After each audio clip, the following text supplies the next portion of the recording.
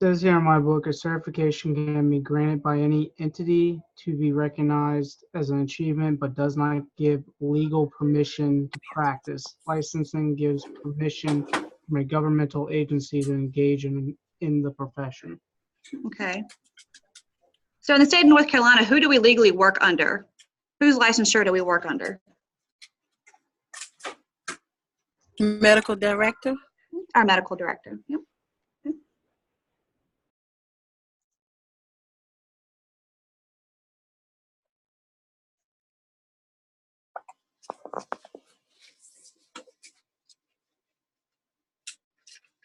So in EMS, we have some general rules and responsibilities that we need to do on a daily basis while at work. Part of those is our emergency vehicle readiness and operations. Of course, we need to make sure that our vehicles are ready for service. We need to make sure that our equipment is ready to go. We check it off every day, right? We check all those dates, make sure everything is operational, make sure our batteries are charged and everything. And we also need to practice safe driving while on the job. Also, our concern is for our safety, driving safety, avoiding any scene dangers while on scene, and also our standard precautions in EMS. And then, of course, our patients are a concern. Our patients are a concern for us. We need to make sure that in EMS that we are avoiding any medical errors on our part. We need to avoid scene dangers, of course, again, safe driving, and make sure that we have good team communication. What are some forms of good team communication? This is Demetria. Good team communication is having a plan when you arrive on scene. Okay. To know which partner to do and who's going to be the lead and who's going to take the call. And when you arrive to your patient, things may change. Just make sure you voice who's going to do what at that time. Yep, absolutely. And, you know, as you'll learn in this course as an AEMT, I'm always used to say an intermediate, so I have to force myself to say AEMT. So as an AEMT, there are a lot of times that you will be the lead of that truck. So you'll be the one in charge and, you know, given that direction and given that scene and your patient the care that they need until either another unit arrives at a higher level of care or until you turn over that patient care to the nurse. So yes, absolutely, team communication and learning those team roles are very important for a very smooth scene.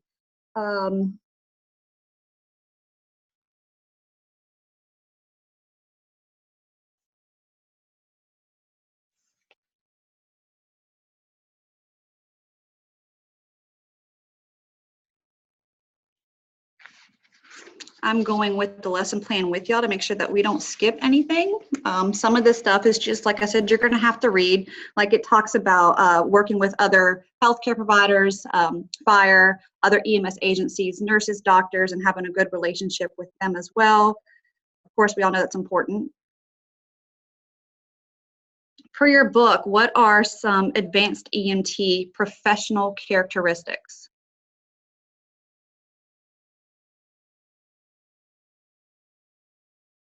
We'll go with Nastasha. Do you have your book, Nastasha?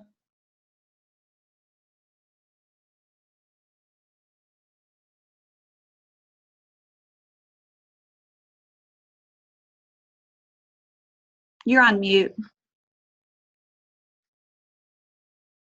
Okay. I do have my book. This is the first day actually opening it up and looking at the front of it. When I got it, I looked at the trauma section first. So your question was characteristics of the AEMT? Yes. Like personality, professional characteristics? Yep, it's actually specifically outlined in your book. Oh. Is it still in chapter 1 or chapter 2?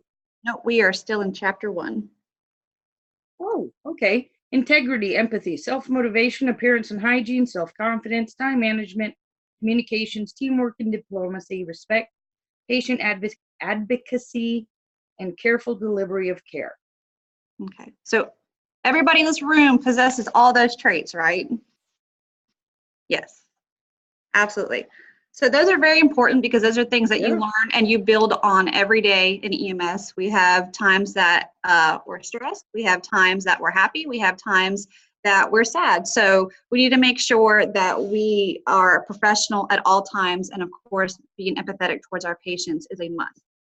Professional, come in, have your uniforms tucked in, shirts tucked in, shoes tied, put your hair up, make sure that you brush your teeth. Those are all very important things, of course, because patients, when the first thing they see and how they judge us is by our appearance. And so you're representing your agency, and if you look sloppy, they're going to think that you give sloppy care. It specifically states social media having a negative impact on our professional outlook on the public. Why would anybody think that social media has a play into this? Because As a provider, you got to be super careful. You don't want to violate HIPAA. You don't want to violate patients' privacy. Anything you put on social media, you're representing your department, and anything in a negative light, that's going to reflect on you as a provider. Michael was a little broken up, but he was talking about HIPAA and posting those things on social media because, you know, we say it's something that shouldn't happen, but it happens a lot, which is why they have to update the HIPAA laws because people take advantage of them and post things that they should not. Any descriptors of the patient could violate a HIPAA law, so just don't post it. All right, so now we're at lesson wrap up for chapter 1. Let's see.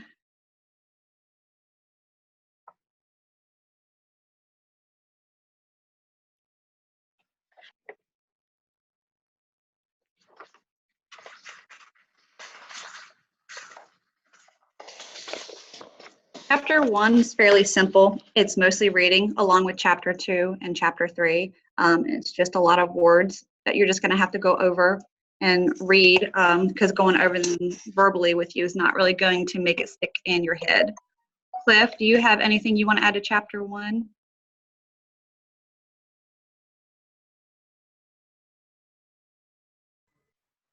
All right, so can everybody hear me again?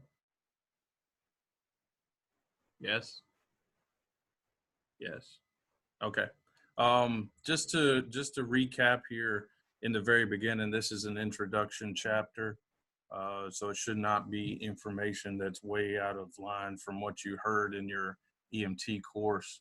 How many levels of certification does EMS have? Anybody want to take a stab? I'm seeing 3, I'm seeing 4. Everybody want to go with 4? Okay, let's go with 4. There are 4 levels of certification in EMS. We have the EMR level, which is Emergency Medical Responder, and that is what we refer to as the lowest level. Those people can help you on a scene. They can drive on a scene. They are not allowed to transport a patient in the back by themselves. That is their restricting factor. They can't transport patients in the back. They will not be the primary back there by themselves. The next level is where you guys all are right now. You all should be EMTs currently. So you are at the second level up, which means that you can do everything on the scene. You can drive there, you can drive back, you can be the primary patient care provider, and you have a limited amount of skills and medications that you can administer to the patient. The third level is AEMT, which is the class that we are currently in. You're going to acquire some new skills in this class. You are going to get a new list of medications that you'll be able to administer, and we'll get you through that in the next 6 months. And then the highest level is paramedic. So they get even more skills and even more medications to administer to patients. That is a big, those 4 distinguishing things is a big part of this chapter. Also in this chapter, it gives you good things about professionalism, for EMTs and AEMTs and paramedics for us, the professionalism that we need to display to the public. So it talks about hygiene, it talks about appearance. Your book is going to talk about, you know, a positive manner, good relations with the public, being knowledgeable in your job, displaying to the patients the confidence that you know what you're doing. That's a big thing. So if you come in bumbling and stumbling and you can't find stuff in your jump bag and you don't have your act together, they are going to have no confidence in your abilities to take care of them. And they will start giving you a lot of grief about it. There's patients that won't hold back on that. So that's on you to make sure that you know your equipment, that you know your jump bags, that you know your trucks, where your equipment is stored, you know how to use it, you're not stumbling and falling apart.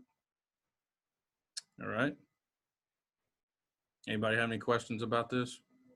Real basic stuff, introductory stuff. Should be pretty good. All right. Carry on, dear.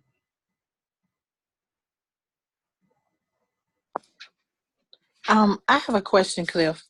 Okay. I'm looking at the screen and I see they are responding. What do I tap to respond, to type? Who's responding? I saw Chris respond. At the bottom In of a the screen, there should be a chat button chat button, chat. across the bottom. Okay. And if you'll Okay. tap that, it'll bring up a little sidebar box where you can Oh, I see. you can type I it. see. If you have questions, you can select anybody that's in the class right now. You can type individually to each other, or you can let everybody see that. Okay. I got it. Thank All right. Okay, let's keep going. Hey, Cliff, Crystal just messaged. Can you let her back in? Sure. There you go.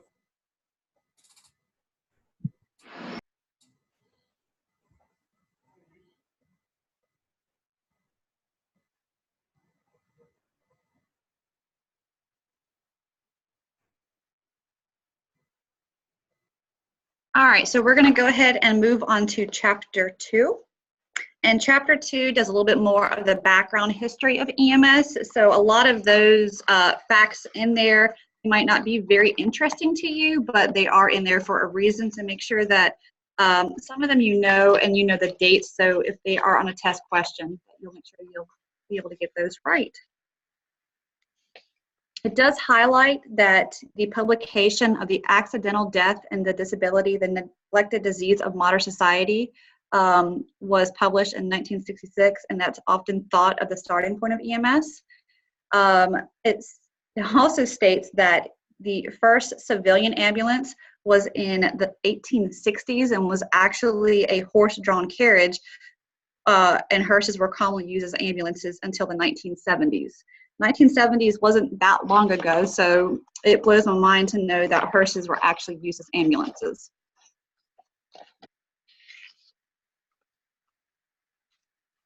In EMS, little emergency care was actually done in the back of the units through the 1960s and 1970s. And then the first national curricular for standing EMS providers was developed by the National Highway Traffic Safety Administration.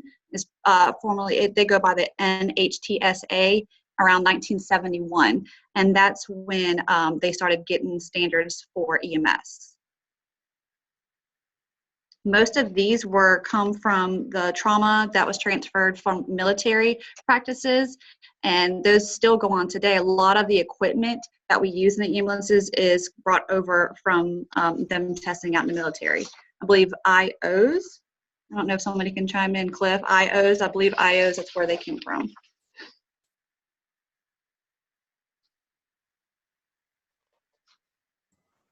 Yeah, that's correct. A lot of EMS equipment, IOs, tourniquets, a lot of different devices are actually tested and developed by the military, and then they make their way out into the public service sector.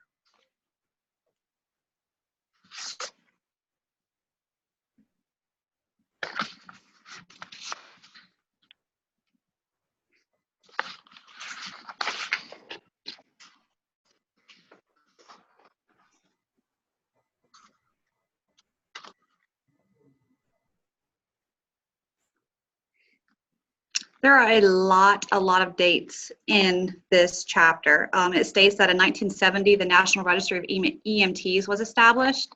It highlights that in 1972, the television show Emergency highlighted public awareness of EMS. I don't know if anybody are fans of that show, maybe Cliff. I did watch that show as a kid. What are you talking about? I did too. I can't believe, Caleb, you never watched that show before. Y'all should watch Emergency at some point in time. I'll have to give y'all my PowerPoint that actually has clips in it. I've seen a couple clips. I've actually met the guy from Emergency a few conferences ago in Greensboro, and they had like their ambulance there. But no, I've not. Yeah. So that was actually one of the shows that actually really truly in Los Angeles that started EMS and what made EMS is what it is today. Then we picked up through things like Rescue 911 and, you know, which helped all shape EMS the way it is today. So, you know, the latest one, I guess now is, 911 or Live 911, where it's fire and EMS or something in there. You had NOAA, so there was a bunch of places that actually had, shaped EMS as it is today. You know, just based on television shows that, you know, may not all be true information or didn't, you know, but most of the time they had medical directors that did guide them for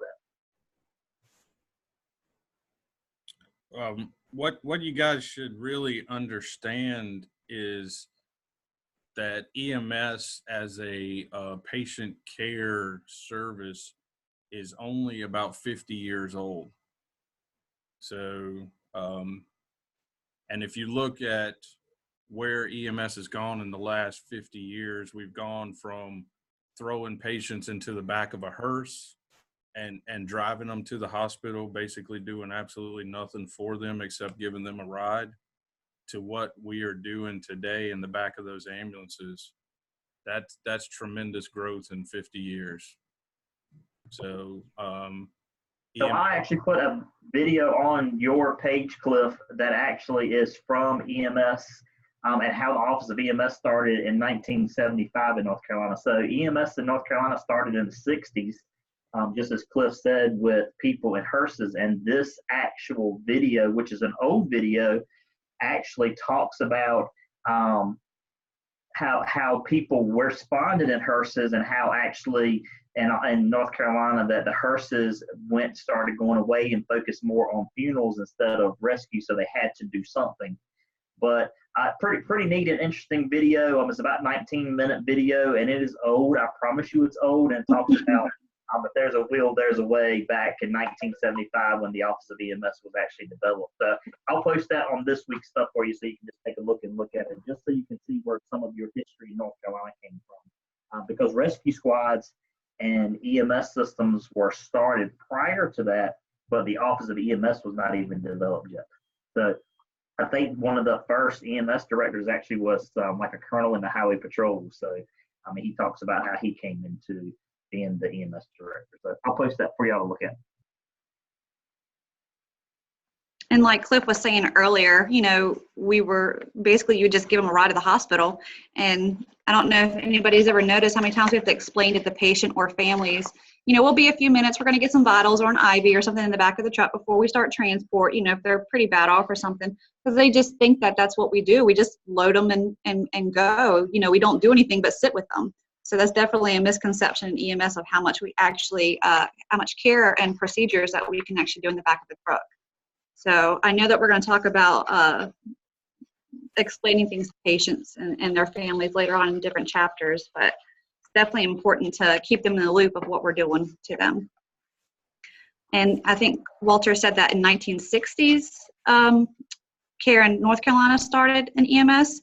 And then your book also says that in the 70s and 80s is when the recognition of EMTs and paramedics as allied health professionals was a form of training programs was established. So what is the definition of an allied health profession?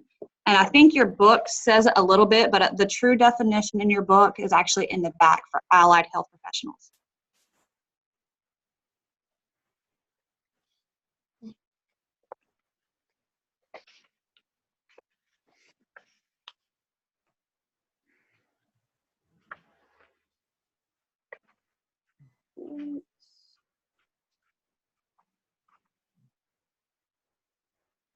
Okay, so I've got healthcare providers other than nurses and physicians who provide specialized services such as physical therapy, respiratory therapy, and emergency medical services.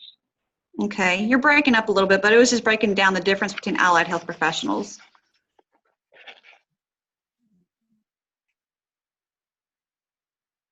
And then it states in the 1990s to present that EMS providers have taken a greater leadership and ownership of their own profession.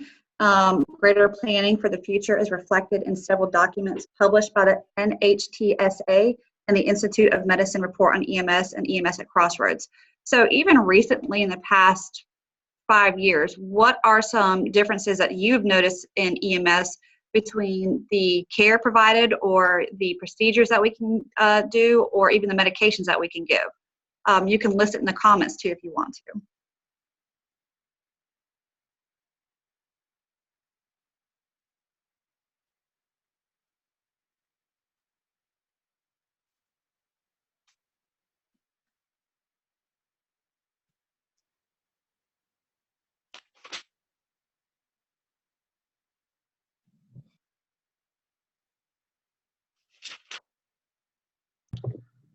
Yes, the ambulance has definitely changed tremendously. You have the nice power load systems now. Those are pretty nice. You know, one of the new things is IOs. So intraosseous infusions is a brand new thing for AEMTs that have only been out there maybe about 2 years now. So prior to that, you know, so AEMTs in North Carolina are continuously getting more skills than what they actually used to get. So that's one, you know, big change recently that has come to AEMT.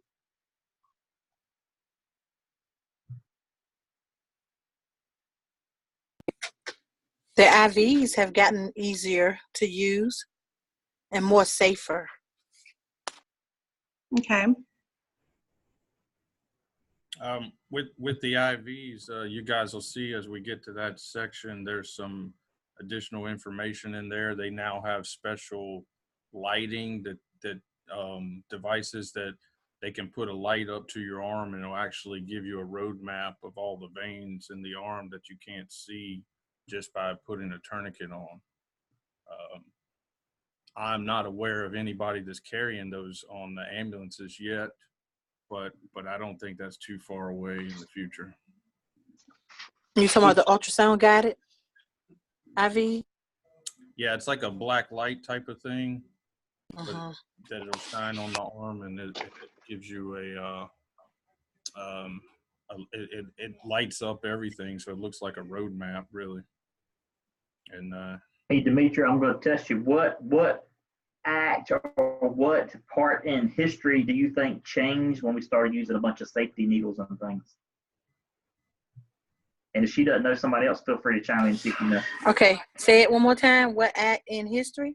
What act in but it hasn't been in the last 10 years, but a little more in the last 10 years, really made needles and needleless systems change? People were getting stuck a lot And what by the needles because correct. So there was an act that came before that, and then there was an act that followed. Do you know what the act was? There's two of them actually. I don't. Anybody remember the Ryan White Act? somebody's Oh, The yes. Ryan White For Act, HIV. which HIV started Yes, some of that needleless stuff, and then followed by that was the I think it was the Safe Needle Act or the Safe Needle. I had to go back and look and see what the name of the actual act was, but came off the Ryan White Act So that's why we have more needleless systems now than we ever had before. Because prior to that, everything we had, guys, had needles. Everything was not needless like it is today. So I'll even go back to 10 years ago, everything was still not needless. And when I started years ago, nothing was needless. That was back when the hearses were taking people to the hospital. No, that was my grandfather, not me.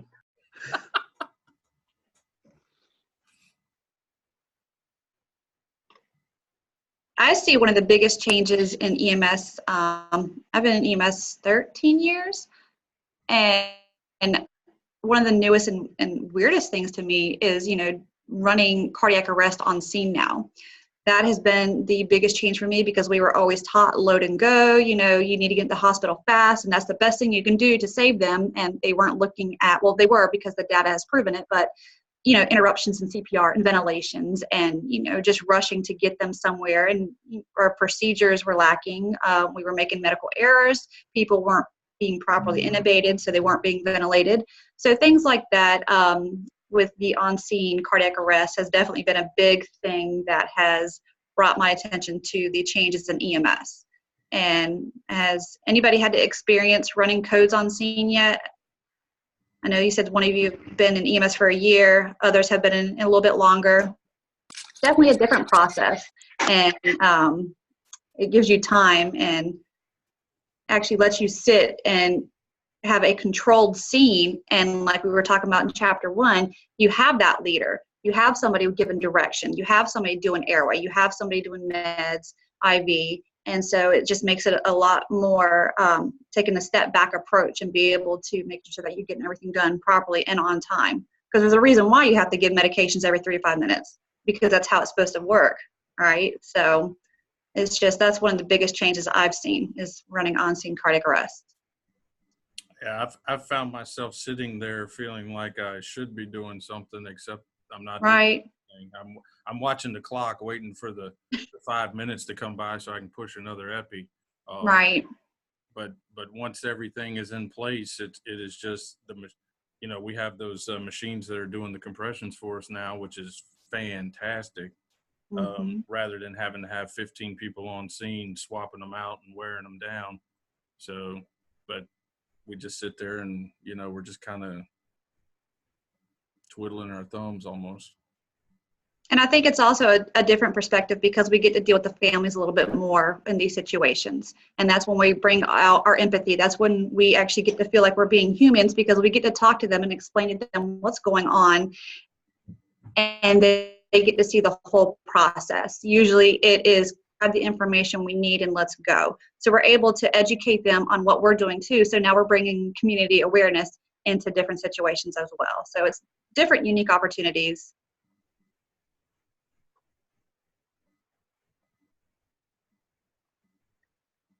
Elaborate a little bit more, Robin. Robin says sometimes working codes on scene isn't ideal, though, so it has its pros and cons. So it's kind of hard in Dare County, especially because we have the beach. So we work some cardiac arrest, usually actually pretty frequently, because they're drownings usually or something along those lines on the actual beach, which is kind of not ideal just because of the environment. You have a lot of people kind of standing around watching, recording you, that sort of thing. I also, know of people that have been in situations where, you're trying to work a cardiac arrest in an area that's probably not the greatest for you to be in. And some of those times it's just best, I feel like, to load the patient up. And, even if you're just moving the ambulance to a little bit safer location or somewhere that's a little bit out of the public eye to work your fiddle. Right. And those same factors definitely still come into play. Your scene safety, your patient safety, and then also I know the protocols break it down if there's like an age difference or 18 and below, or if there's some type of suspicion, is this an OD? So there are definitely factors of when, you can absolutely transport that cardiac arrest into the hospital. And then there's also time frames that go into play as well.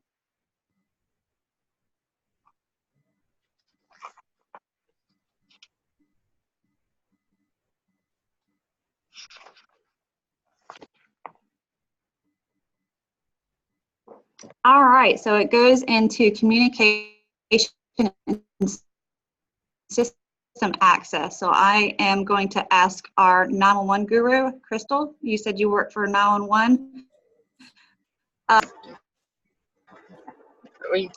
It's a 911 center, basically. PSAP for short, Public Safety Answering Point. It's where the dispatchers are, where they'll be with the radio.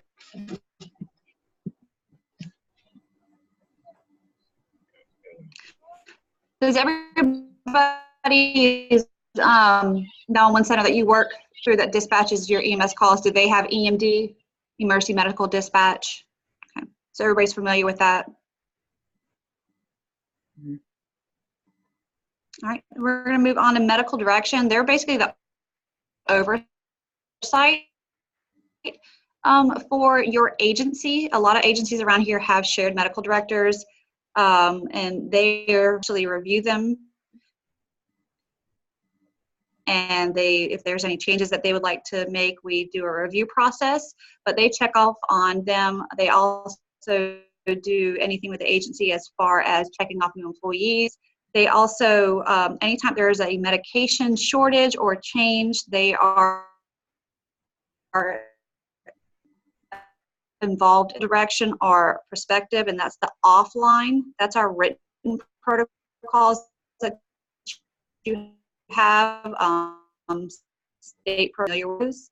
You have the current, which is your online, and your retrospective, which is continuously quality improvement. Is anybody familiar with QA process, quality improvement on your runs, on your calls? Those are very important. It's not to pick at your calls or to say, hey, what you did wrong. Those QA calls are looked at through the state also, because it brings in what can we improve on, what can we do better, and to recognize, also the employees that are doing good skills and doing good patient documentation as well.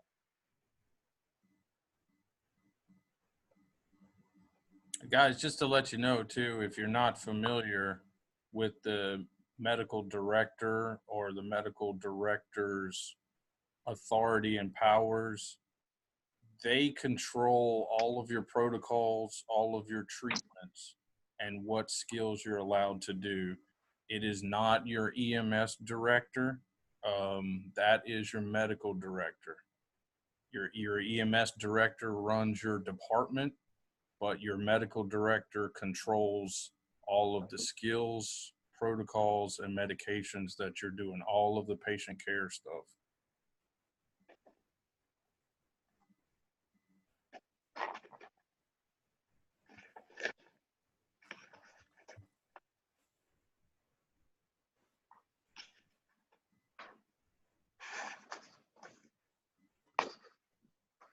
Make sure you go over the EMS agenda for the future. It says 1996 and 2007.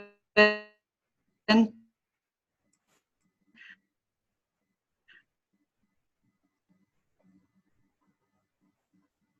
it breaks down the different types of facilities. Trauma centers, burn centers, cancer centers, cardiac centers. Goes into high-risk OB and neonatal care centers, emergency mental health services, pediatric care hospitals, poison control centers, and stroke care centers. Why is it important to know the types of hospitals, their capabilities, and what their specialties are?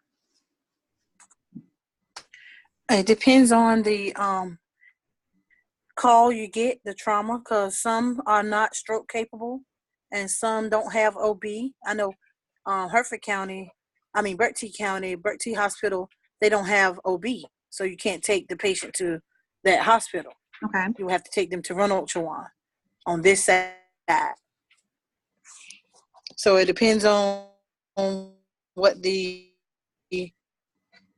like trauma with Gates County, we have to take them past Centera to Norfolk. They'll divert us to Norfolk. So the hospital will specifically divert you? Right. Okay.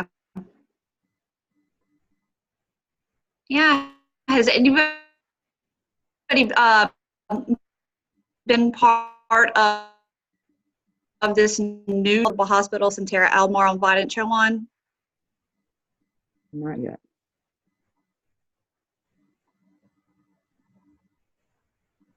It's been a pretty, go ahead. Not the new. I don't remember the new protocol because we did a run yesterday with a stroke and we didn't hear anything about race or anything. It's just, I mean, did you transport to a local hospital or did you transport outside? You're on mute. Oh, to Centera. To Centera. Okay. Yes. Yeah. So Centera Albemarle, I think Biden is still working on their stroke certificate, but Centera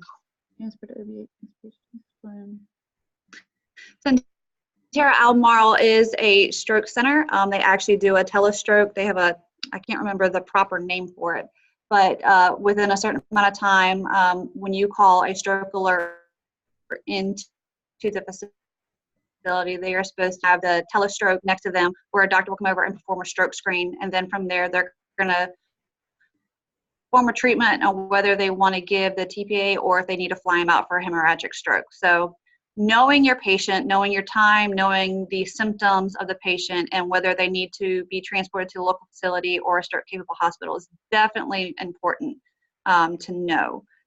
Any high-risk OB, they probably need to be going to a specific OB hospital. Of course, pediatrics, we do have CHKD down the road. So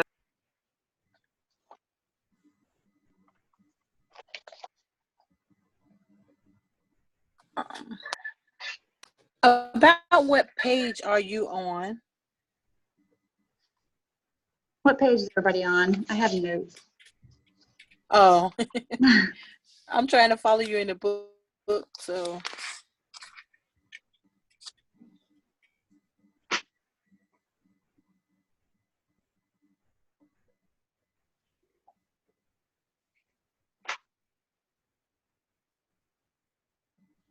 Dare County transports to OBH unless the patient is flown, and if they get flown, it's 9% either Norfolk General or Greenville. That's nice. Must be nice to have your own helo. Does Dare County, they do they do No, that's Ocracoke a Hyde lot County. too? So Hyde County, okay. Hyde County will bring their patient to OBH. Okay. Is usually, I think, where the Ocracoke patients come from. But Dare County does a lot of inter-facility transports. So while we may take, like last week, I had an active stroke patient, but Dare Med Flight couldn't fly because of the weather. Right. So we took her to OBH, took her directly to CT. They ended up giving her TPA, and then again, because she couldn't be flown because of the weather, we emergently grounded her to Chesapeake. So. Okay. You will find that's the case every time you want a helicopter, they're not flying. Right. EastCare has something now where I don't know the fancy term for it, but they have something to where if it's typically where they won't fly, RV something, that they'll fly through pretty rough weather, but I think it has to be a pretty sick patient as well. And they only have one helo that has this on it.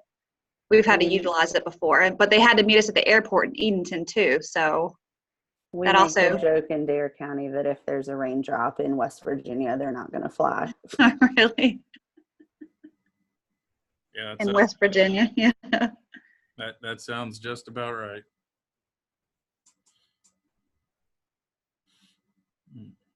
That's pretty much it for chapter 2. Just make sure you follow through your key terms. They've got those cool multiple choice questions in there as well that will help you.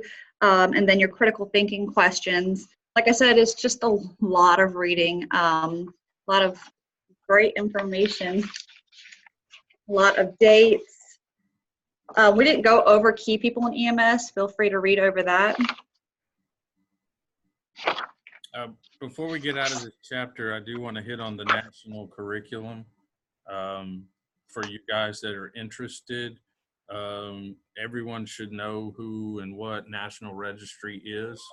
And so this course will let you qualify for National Registry as well as the state of North Carolina certification. So when we are through with this course, you have to take the state of North Carolina state exam one time before you're eligible to go test National Registry. But if anyone has the desires to become National Registry certified, this will qualify you to do so. So this is a dual path course. This is going to meet the state of North Carolina requirements and the National Registry requirements.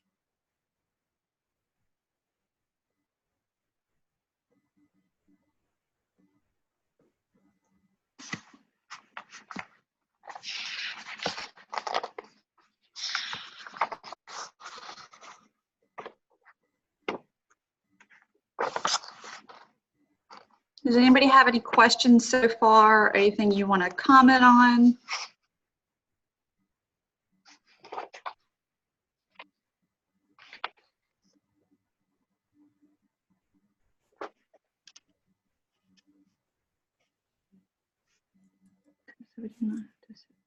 Cliff, do you see the message from Robin? Yeah, I'm working on that.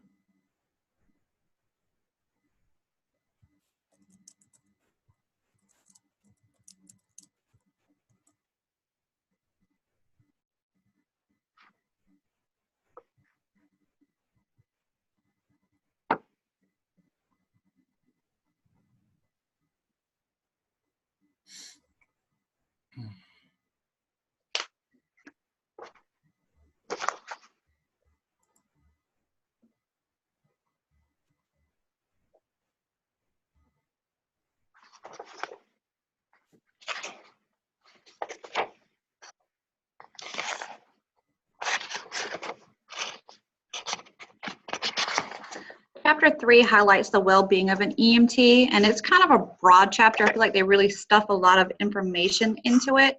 It deals with stressors, goes into a little bit of how to deal with stress, a little bit of bloodborne pathogens, a little bit of scene safety, transmission routes, preventing exposures, sleep, nutrition. So it really goes into a broad spectrum of the well-being of an EMT.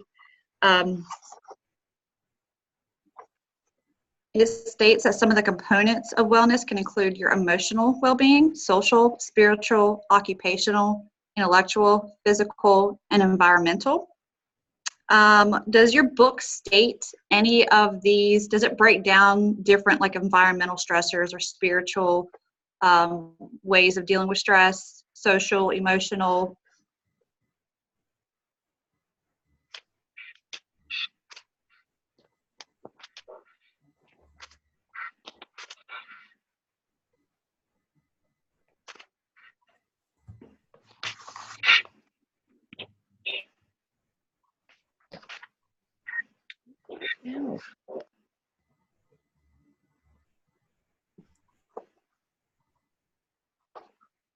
I know towards the end of the chapter, I think like right before the chapter summary, it kind of breaks down, like there's a paragraph on environmental wellness, spiritual wellness, occupational wellness, all that stuff. Okay. I didn't know if it lists any specifics in it.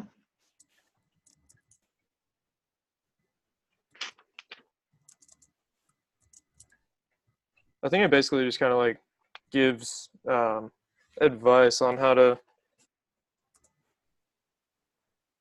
maintain. And basically, I just see like coping and stress management, just a handful of paragraphs, and then it switches over to physical wellness. Okay. I mean, EMS, of course, we all know is a very, very stressful job. We see things, hear things, deal with things that average people see on TV, and they think makes great television. So what are some ways that in EMS that we can deal with some of these things that we hear and see? And, you know, what are some ways that we all deal with stress? What are our stress relievers? I've found that having a healthy family relationship really, really helps. Absolutely. A good support network. Well, I guess going on family, and then your relationship with people at work. If, like, say you have a really bad call, if you just kind of talk to them and unload that mental burden, that helps a lot. Absolutely. When you're off, do something that you like. Do something that you like to do when you're off. So what does everybody do in EMS though? They work and they go, oh, I worked this 24-hour shift. I got a lot of downtime. Let me go work again. And so what do people in EMS typically do as a part-time job? Find another part-time job in EMS. They do. They work another part-time job in EMS. Yeah. Yes, absolutely. Well, I work the hospital though. I work part-time. I work PRN at the hospital. Okay. In the doctor's office. Yep. So you still work in some type of healthcare field. Yeah. So, we're around it all the time. They're like, well, I'll go pick up this shift because it's night shift and I'm going to sleep. I just got off this 24. And you end up running all night, so what good does that do? So now you are tired mentally, you're tired physically, so those stressors are adding up. So yes, our mental health and avoiding these stresses and knowing how to deal with them are very important. And yes, I love talking it with your partners. Break it down after the call. Say, hey, make sure you check on them, make sure they're okay. So yes, dealing with those stressors is very important. And unhealthy habits are easy to develop. So let's not how we handle those stressors. I love food. I'm a junk foodaholic. So I try not to indulge into food when I feel stressed because it's just natural to me. So it states that 2 reasons that you must be well informed on matters of healthcare and wellness, and it states these specifically, so I am going to read these. It says the U.S. population faces a number of health challenges, and guiding documents in EMS call for EMS providers to take an active role in health promotion and public health. EMS work creates challenges to some aspects of personal wellness. So again, that last sentence to me, EMS work creates challenges to some aspects of personal wellness. A lot of us work 24-hour shifts, right? How many times have you been on a 24-hour shift and you have worked that entire 24 hours? Mm-hmm. Never. Been there?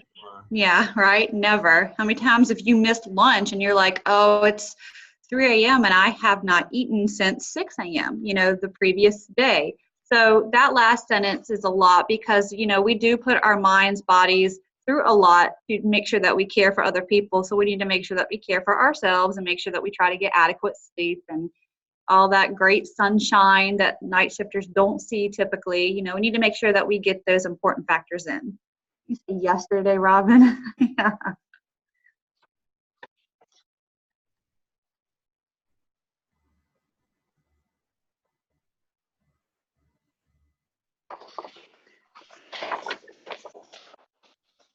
So the 4 overachieving goals of healthy people, according to 2020, is we like to attain higher quality, longer lives, and free of preventable diseases, disability, injury, and premature death, achieve health equity, eliminate disparities, and improve the health of all groups, create social and physical environments that promote good health for all, and promote quality of life, health development, and healthy behaviors across all stages.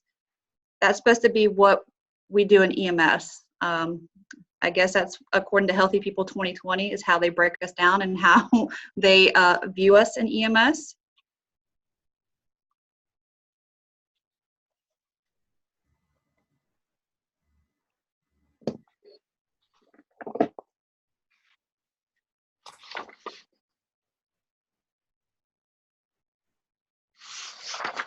According to your book, what are some risk factors that Healthy People 2020 breaks down that we face in EMS? Or even things that we see that people have factors in healthcare?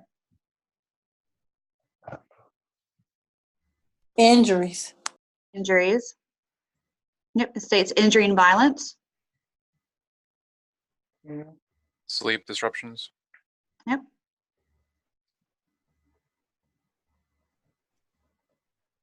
Motor vehicle accidents.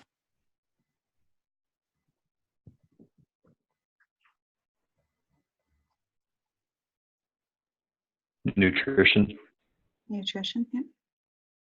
Yep, so there's 10 things that they say that needs to be addressed for healthy people, and it specifically outlines EMS. I guess that there's some things in here that we don't do. So it's physical activity, overweight, tobacco use, substance abuse, responsible sexual behavior, mental health, injury and violence, environmental health, immunizations, and access to health care. What do they mean, like access to health care? Why would in EMS would we not have access to health care? Part-time with no coverage. Yeah, could be part-time and no coverage. It may go further than just necessarily having the access. You actually have to use it if you have the access to it for it to be beneficial. That's what I was looking for. How much? Because we make the worst patients. That's exactly right. How many times you've gone to work and like, no, it's just a cold, and you really actually needed to go to the doctor and get seen. So yeah, we make the worst patients, and even though we do have that access to health care, a lot of times we are not utilizing it. Go to work, oh, I'll get a 12 lead and I'll do a blood pressure on myself. Yeah, I'll be okay. So just make sure that since we have that access to health, just use it. So to be advocates for healthy behavior roles, we need to be a role model. We need to make sure that we bring healthy awareness to us and those around us. Factors could be cultural beliefs and educational beliefs. And I guess they just bring that in, saying that if we bring an educational basis, I guess, going off of food facts, water intake. Has anybody ever done water challenges at work? Anything like that? I know a lot of agencies will do the who can, whoever drinks their water in a day will get points for this or points for that. That's just little fun ways in making sure that we're trying to stay track and, stay unhealthy a little bit. I feel personally attacked here. So what does your book define stress as? Oh, gee.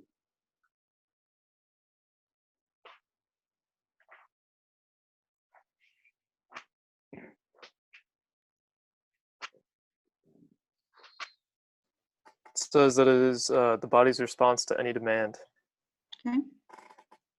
So stress could be anything. It could be different to different people.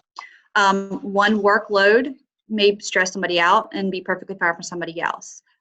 Stress could even be seasonal. I don't know if anybody's ever heard of seasonal stress. I think it's seasonal depression, seasonal change depression. I can't remember the name of it. But even, simple things as changes in the season can cause stressors and depression for some people. So identifying those stress responses and knowing what causes you stress is definitely important. Very good. Thank you. Seasonal affective disorder. Yes, absolutely. I just learned about that last year. My husband loves summertime. So he tells me, he's like, I hate winter. He's like, I think it just makes me, I just don't like it. It puts me in a mood. So that's something new to me. That is real. And it is real. Yeah.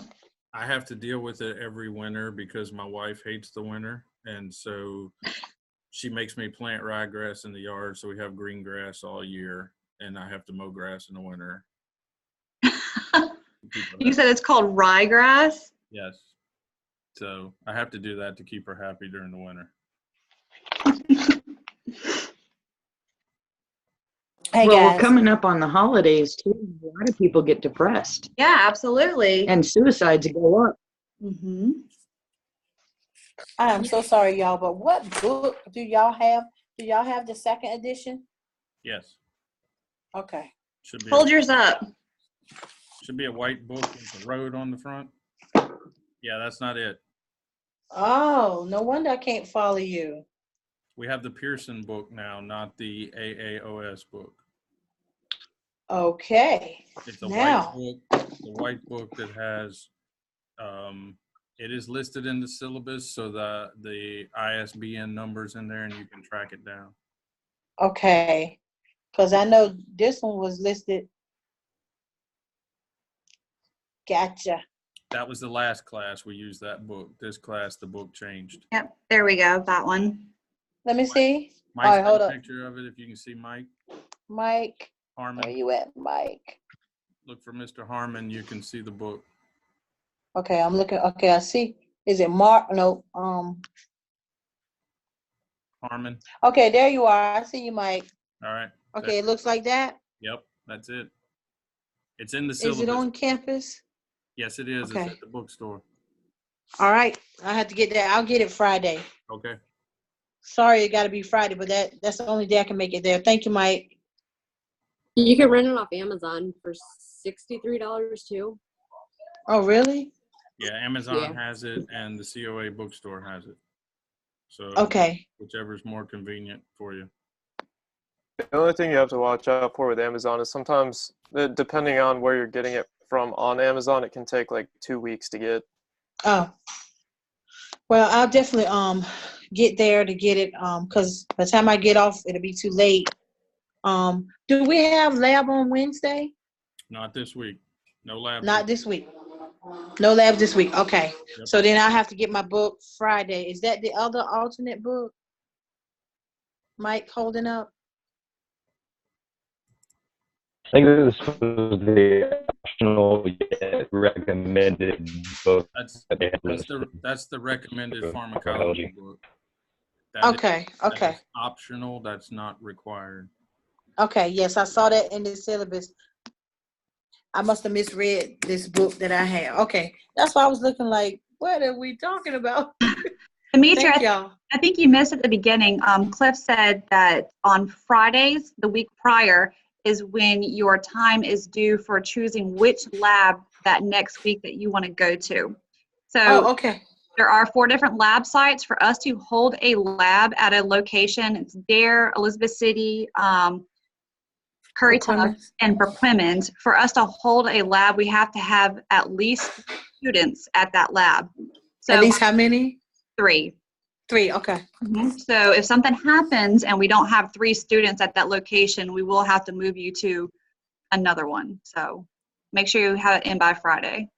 Okay. And how do I put that in? Is it online? Yes, it's in my courses each week. My courses each week. Okay.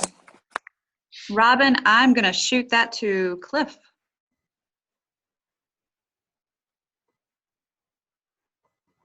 You're done.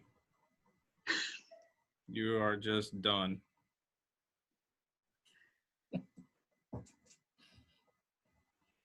So I asked, like, because, like, it's Wednesday, Thursday, Fridays.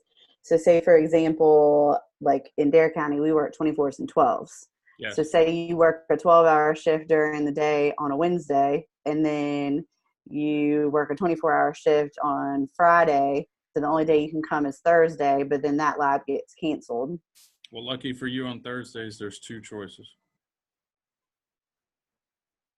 Okay, I see what you're saying. So like if the morning session got canceled, then you could. So if the Or, Dare it's County- Dare or Dare Elizabeth County City. Okay. site gets canceled, we'll ask you to Okay. go to Elizabeth City. Okay. Is there only one night lab, guys? Yes. Perquimans on Wednesday is the only nighttime. Okay, because that's what I'm really going to need. I work 8 to 5 Monday through Friday. All right. Let's finish this this 3rd chapter, and then we'll recap all of the specifics on that stuff. Know your difference between your stress, which is the short-term stress that they say can be helpful, and then your distress, which is your long-term stress that is actually harmful and negative effects on your body. So learn the 2 difference in those, maybe a test question.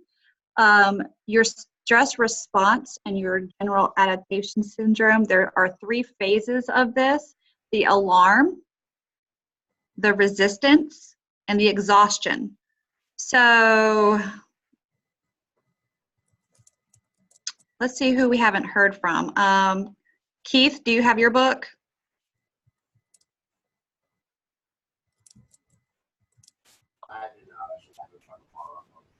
Oh, I forgot. We can't hear you, Keith. How about Brittany? Brittany, do you have your book?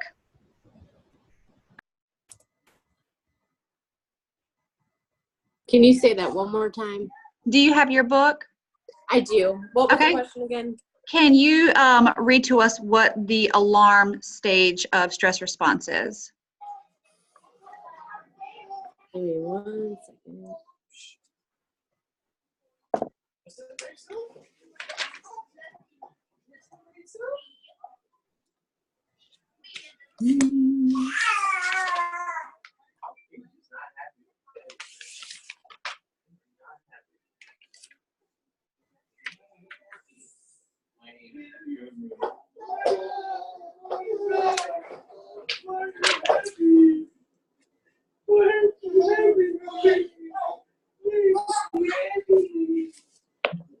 again, guys, if you could keep yourself muted for the background.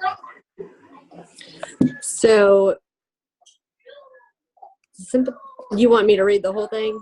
Like the sympathetic nervous system is stimulated by hormonal secretions. Yep, just read where it defines alarm. All I see is in the alarm phase of the stress response, the sympathetic nervous system is stimulated by the hormonal secretions. I don't see where it's highlighted. Nope, that works. Thank you. Oh, okay. So in the alarm phase, it's like she just said, it's when the stress reaction causes the release of those primary stress hormones, epinephrine and cortisol. And then the epinephrine is still being released even when running or fighting and is not the solution.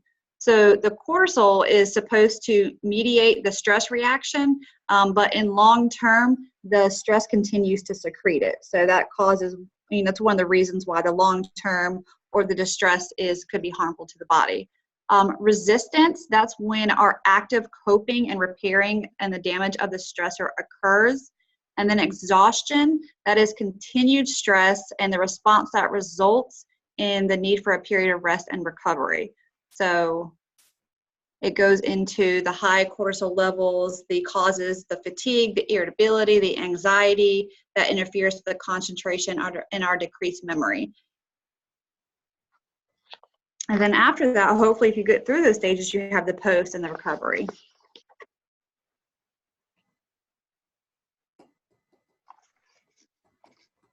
All right, so it jumps from that to scene safety. When does our scene safety start?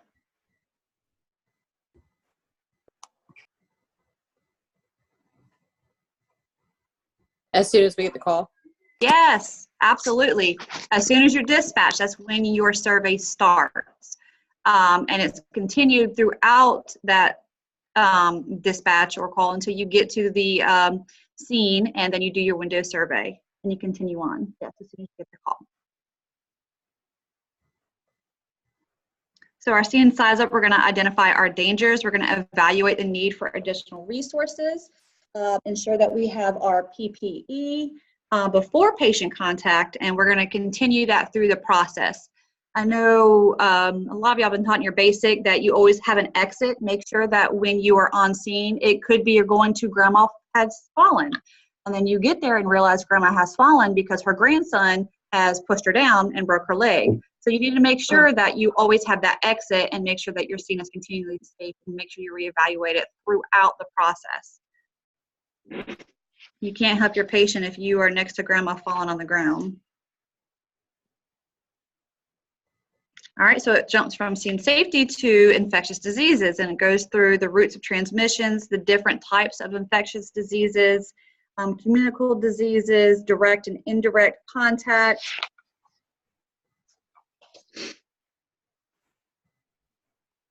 All right, what's the difference between a bloodborne and airborne?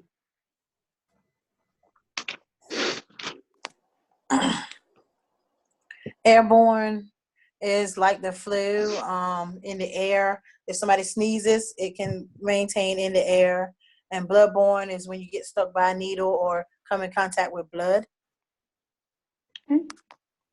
So your book describes it as bloodborne is pathogens that are transmitted in blood, semen, or other potentially infectious material. And then your respiratory is nebulized pathogens that are inhaled.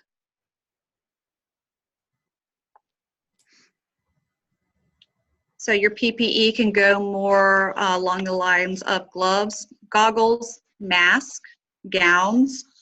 Hand washing is important. Is everybody familiar with your N95s and your fit test and what those are used for?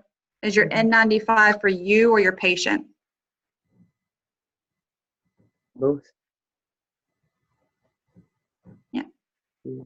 So typically N95s are for you because they're supposed to be fit tested, and they are, I believe they keep the outside and the inside. So where like a regular mask is permeable and it doesn't have the same actions as the N95. I don't know the exact science or the exact definition of the N95. I just know that there's a fit test and they spray that nasty stuff to make sure that it is properly fitted to your face. Yeah.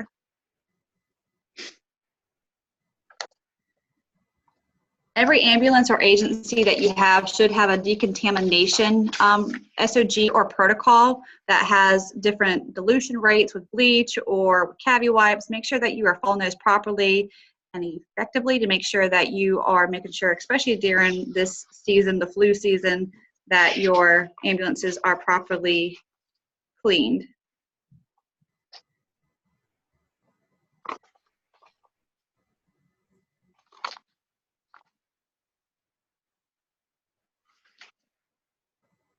The only thing that we didn't cover, and it has like a little blurb on it, is body mechanics, and that's proper lifting techniques, and make sure you have correct posture. I know we're going to go over that a lot in the labs next week, like the diamond grip and, not lifting with your back and squatting and lifting with your legs or your thighs. So I know we're going to go over that a lot in the lab next week. Actually, that's most of the lab, isn't it, Cliff? Yes, the first two labs are the same topics, which is lifting and moving patients and basic skills. So we're going to be reviewing all of your EMT skills that you learned previously, and we will be hopefully reviewing moving and lifting patients. It should not be new to you. However, if it is, we will make you aware of what to do and how to do it properly so you don't get hurt, your partner doesn't get hurt, and the patient doesn't get hurt.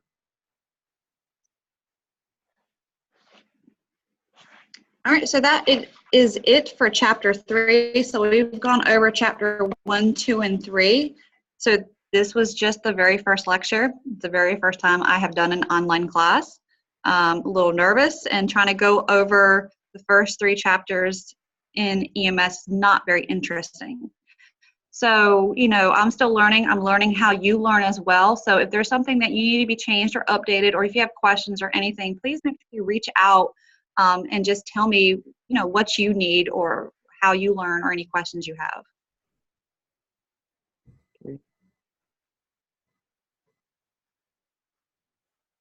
Does anyone have any questions about the material for the first 3 chapters?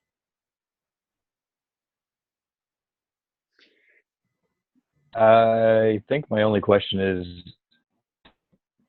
going back to the handouts. Each one is for each chapter. Yes. And the handouts are labeled by chapter.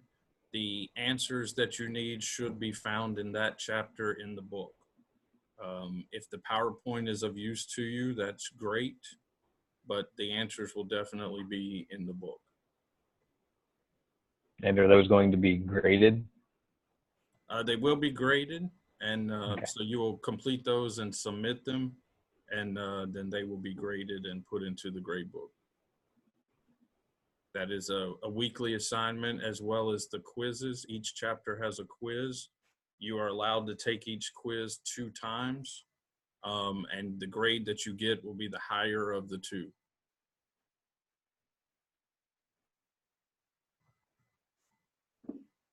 Cliff, are the quizzes timed? Are they timed? I don't. The quizzes are not timed, but you do, like you said, you get the 2 attempts, and they are random each time, depending on the test bank. I do try to go through your quizzes to make sure the questions that they ask, you're going to learn from them. They're not just something that is just thrown in there, like, why is yellow a color? So I'm trying to make sure that they apply to the material that you're learning. I also have it set that after the course closes, you're able to go back into that quiz and look at it, and it will give you the correct answers at that point. That way you can print these out as well and have them as a study guide. So if you take the quiz the first time, when you take the No. quiz the second Oh, sorry. time, you may not see all the same questions. They could be Right. When is our first quiz? You have chapter quizzes every week on the chapters that we're covering. The first module exam is in week 4. Okay. So in week 4, you are going to have your exam on the first 6 chapters. Everything is in the syllabus, so if you'll review the syllabus, you will see that, and we are going to follow that schedule. Okay. Make sure when you see those little check boxes on the side of each, handout or quiz or PowerPoint, that you are checking those done so you can proceed into the rest of that module, because some of them are locked until you finish something above it. Are the module exams, do we do that at the school or here? You will do those at the Like lab at home? sites. Okay. When you have a module exam that week, when you go to your lab site, that will be the first thing you do when you get there. And then once the module exams are completed, then you'll do your lab. Okay. Okay. So I'm going to take a few minutes here just to recap. So if you guys want to just sit back and listen, this is how our class is going to go. Tonight's session, I think, went fairly well. I hope you guys enjoyed it. I hope it's convenient for you. That's the design of it, to allow you guys to sit in the comfort of your home or your place of work and be able to join in and do your schoolwork. Every week we have an online session that's 2 hours. So every Monday night from 6 to 8, or every Tuesday morning from 9 to 11. You have to join in on one of those sessions. If you miss both sessions, you will be counted as absent. And if you are absent past the 10% mark of the class, then you will be removed from the class and you won't be able to finish. There is an attendance requirement. It's 10% of the total hours of the class. So you have to be less than that with your attendance missed. So we are taking attendance every week. So you guys have to log in. You have to be here for one of those 2 sessions. Each week you're going to have a 3 to 4 hour lab time. The only 2 weeks that you don't have labs is week 1 and week 3. Every other week there is a lab, 3 to 4 hours. You have to attend one of the 4 sites. The 4 sites are listed in the syllabus. So if you will pick a site each week in your weekly list of My Courses. My Courses is designed week by week. So when you click on this week, which is week 1, you will see the last thing in there is to select your lab site for next week. Please do that by Friday so that we have time to ensure that all the labs can happen, and if somebody needs to move, we have time to contact them and make arrangements for them to move. We have a 3-person minimum for each lab site, so we have to have 3 students there. If we have less than 3 students, we were going to ask the 1 or 2 to relocate to another lab site for the purposes of our staffing. As you complete your assignments in My Courses, make sure that you check the boxes to the right that say assignment completed, and especially when you're doing the lab site picking, and that will unlock your next week's assignments. All assignments are running, our week runs Monday to Sunday. Since our new week starts on Monday, we're running Monday to Sunday. So make sure that you get all your assignments in by Sunday night, and that will allow you to be on time with your work. These things are set to lock out. They're locking out at a certain time. So if you try to submit it and it won't let you, you're probably past the deadline and you're late.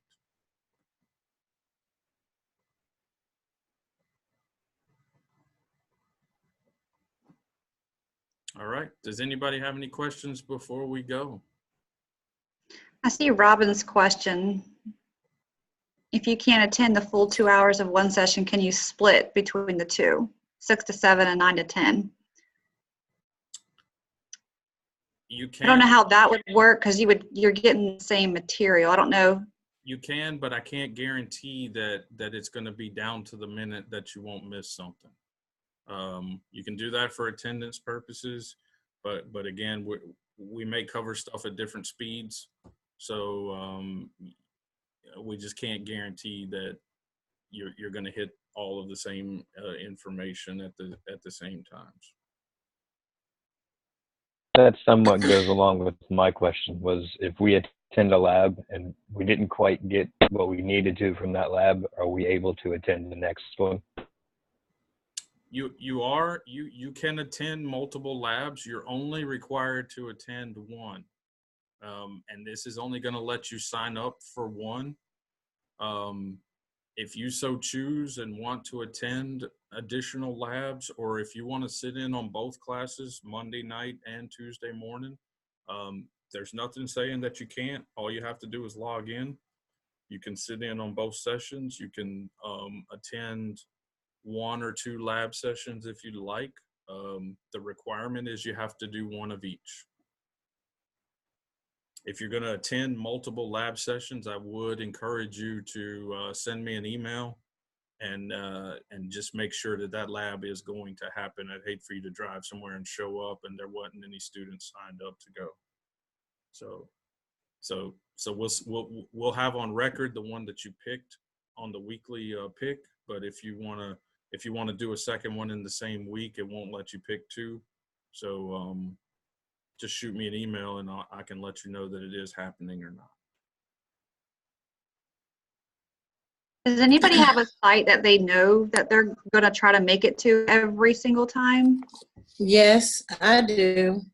I know that I'm going to make Paquemmins every week or whenever we go to lab. Paquemmins, because I work 8 to 5, 6 o'clock is better for me to go to one of those evening classes. Right. Okay. Robin says Currituck. I'm gonna try to do Roanoke Island, like any chance I get. I live down in Dare County. Okay. I'll mostly be Elizabeth City, but I'm going to try my hardest to be Currituck since I'm right up the road from Currituck. But the time difference is what will make me go to Elizabeth City. Due to how we do schedules in Chowan, mine's going to change every 4 weeks. Okay. So would you do, I guess, Paquemmins in Elizabeth City? Would that be your 2 choices? Oh, probably, yes. Okay. Those are the closer ones for you. All right. So we'll see how this works out. Everybody's got different schedules and everybody's got different personal life things. So we'll see how this works out. Again, we do ask that you select your upcoming week's lab sites by Friday, and make sure that you get all your schoolwork in for your assignments done and sent in, submitted by Sunday nights. The weeks will start on Monday with the Monday night sessions, and then we'll progress through the week with the Tuesday morning session and then the 4 lab sites over the next 3 days. So start the week on Mondays, get your assignments in by Sunday nights, attend the lab sessions, attend the online sessions. If you have any questions, shoot me an email. You guys are familiar with your College of the Albemarle emails, I hope. We have a list of your emails, so that's how you will be contacted. Mm-hmm. If we're sending out things, we're going to send them out to your COA emails. So make sure that you can log into that. If you go to My Courses, there's an email link at the top of the page, and you can click on that and get your emails. If you're real tech savvy, you can add them to your phone. They'll come right to your phone.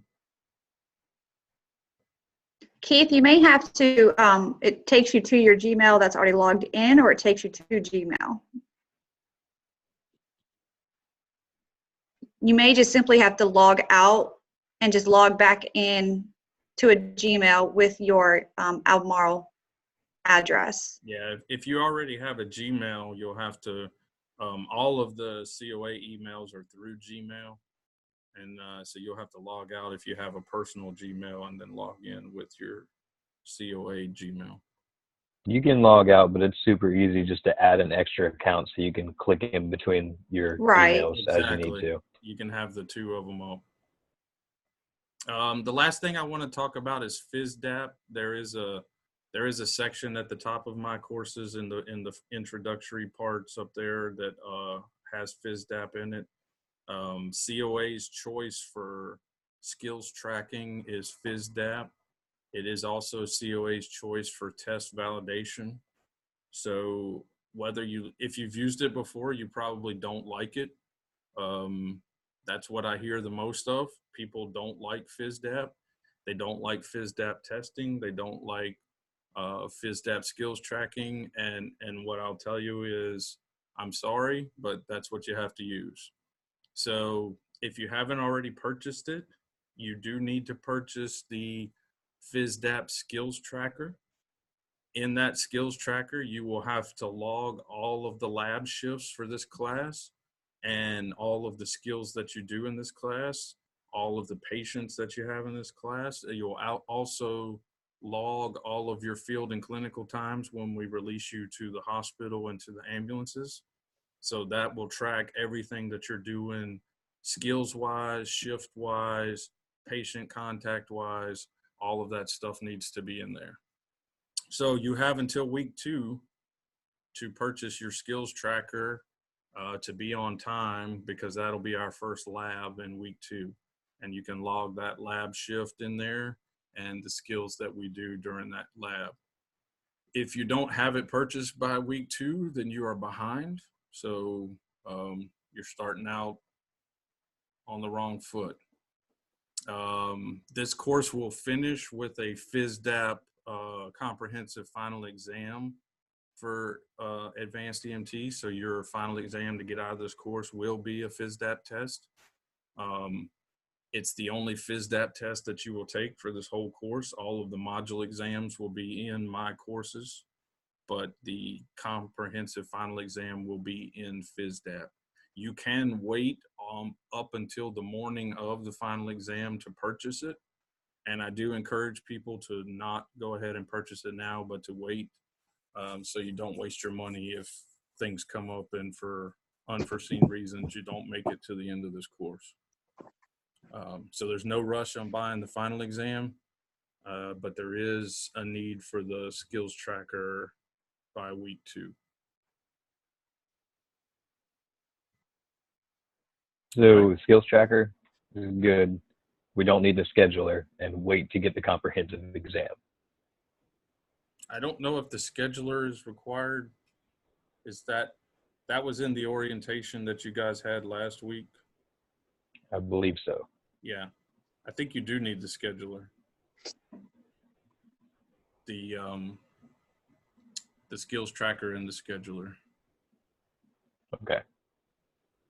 I will confirm that with Cameron. And I'll shoot an email out to everybody to let you know for sure. I know you need the skills tracker. I do believe that the scheduler is required, and I know that the final exam is. Let me take a look real quick while we're here.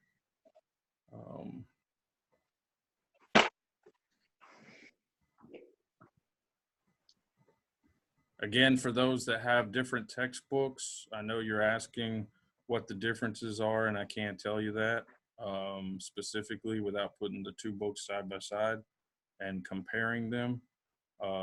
What I can tell you is that this is the textbook that we're using. And yes, the textbook has changed 3 times. I know that because I've taught, this is the 3rd class that I've taught, and this is the 3rd different textbook. So I'm sorry for that, but I do hope that it won't change again for at least a little while.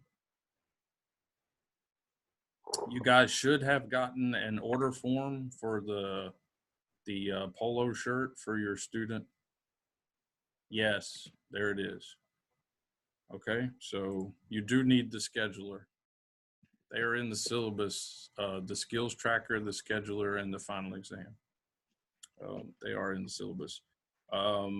The student polo shirt that you will need for your field and clinical time and for your lab times, you should have an order form for that. to get that in as soon as possible to John Wilson at the college so that that order can be made. If you have attended previously, you know that the polo shirts were gray.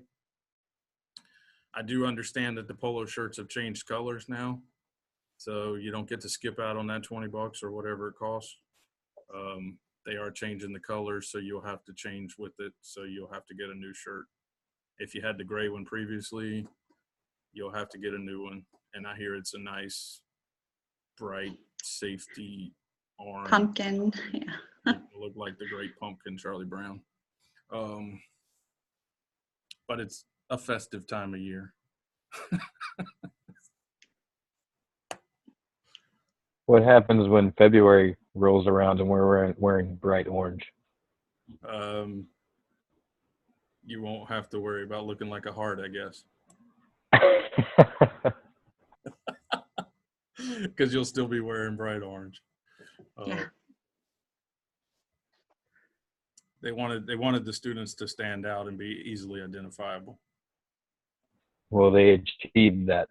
Yeah, I think they hit that one on the head there. All right, any more questions, guys? Yes. I was late getting on with Mr. Mead, but what's the young lady name that's in meeting room 05? That's that Caitlin. me?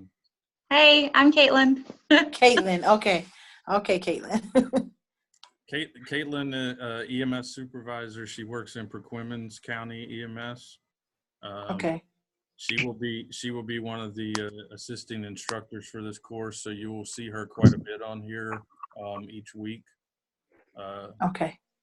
So the two of us are going to be the primaries that you'll see the most of, and then then when you hit your lab sites, you'll have some different instructors in there. We're going to bring you a variety of instructors from across this 7-county region, and hopefully give you some different perspectives and some good knowledge. Okay. So if nobody has anything else, we're going to end this first meeting. You guys can sign out and go as you want, and we'll see you again next week, whichever day you choose to join in with us. If you have anything that comes up during the week, any questions or issues, shoot me an email or a text or a phone call. Just don't do it before 7 a.m. and after 9 p.m. or I'll let my wife talk to you. Nice meeting you guys, and we'll see you next week. Bye. Hey, hang around, Caitlin. All right. All right. I'm sorry, y'all. How do I disconnect? Oh, leave. I see it. Yeah, leave. All right. I'm new to this, guys. I'm new to this. Us too. All right. See ya.